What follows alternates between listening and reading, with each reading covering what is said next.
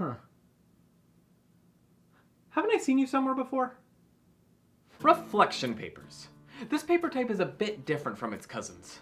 No longer are we focused on researching, for the most part, or critically reviewing something-ish. Here, the goal is to, well, reflect.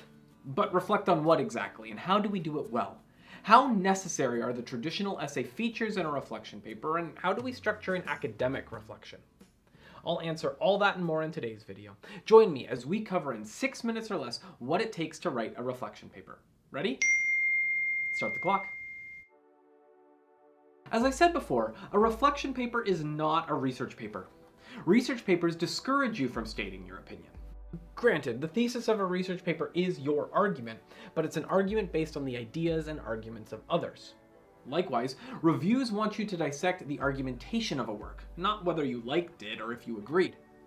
Not so in reflection papers. Now, your ideas, your opinion, your experiences get brought to the forefront. In fact, more than any other paper type, reflection papers should be personal, providing the kinds of descriptions that could only ever come from you because they're directly related to your life. Now, reflection papers can be about all kinds of topics: books, your class, a spiritual retreat, an internship, your theological position on a doctrine. In fact, a lot of Tyndale Seminary courses use reflection papers as summatives to gauge how you've progressed in your thinking or practice in a particular area. Depending on what you're reflecting on, though, you'll need to find a balance between external sources and internal thinking or feelings. So in a reflection on a book, you will probably want to highlight a few passages that you found particularly impactful, or maybe something you fundamentally disagreed with. You quote the book, then you share your opinion. Or if you're reflecting on what you learned from an internship or in a course, you'll want to discuss how your thinking changed, how you had a bias challenged, or how you were encouraged to adopt a new practice more regularly. But there's also benefit to backing up these learnings with the odd citation from a textbook or other scholarly source. As much as personal experiences are the primary sources for reflection papers, it never hurts to add credibility from a secondary source. But with so much emphasis on this personal stuff, I'm sure there's some of you out there thinking, Brent, I'm not sure I'm comfortable sharing all of this. Then how do I write a good reflection?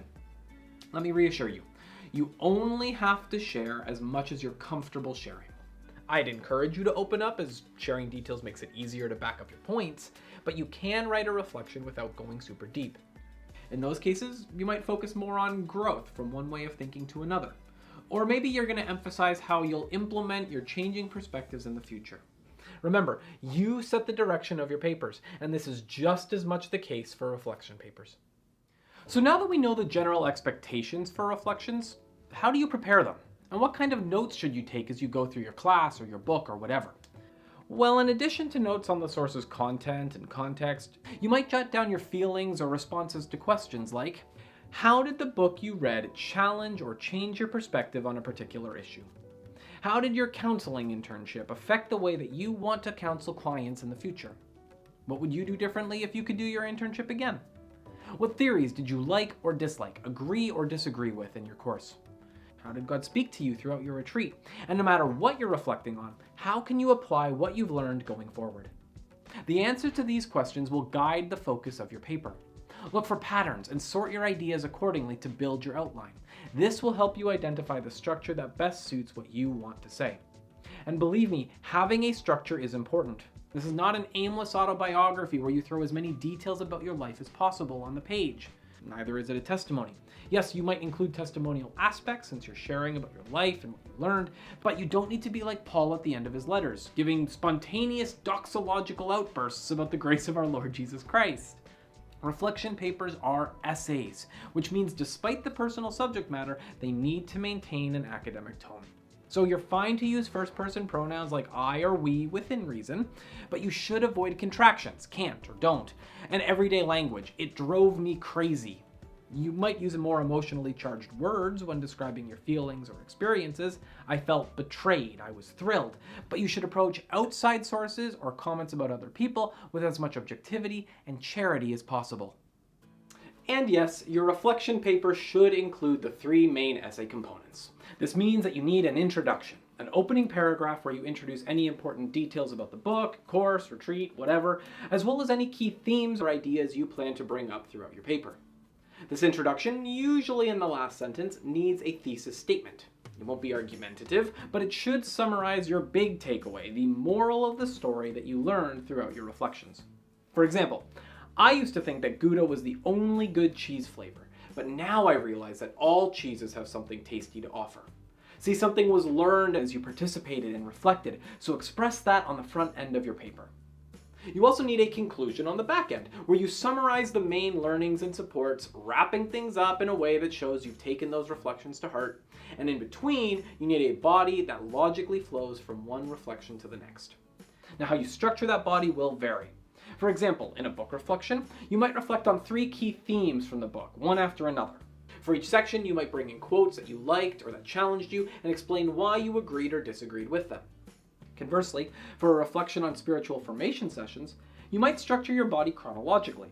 The first section might describe how you were before the sessions, and then the second section analyzes how your thinking changed during the sessions, and then the last section might address how you plan to apply those learnings going forward. You might even combine the 2 structures, showing how one theme characterized your life in the beginning, then a second theme in the middle, and a third theme at the end, or maybe you'll pick some other structure entirely. What matters is that you are logical in why you cover, what you cover, when you cover it. Be selective and strategic.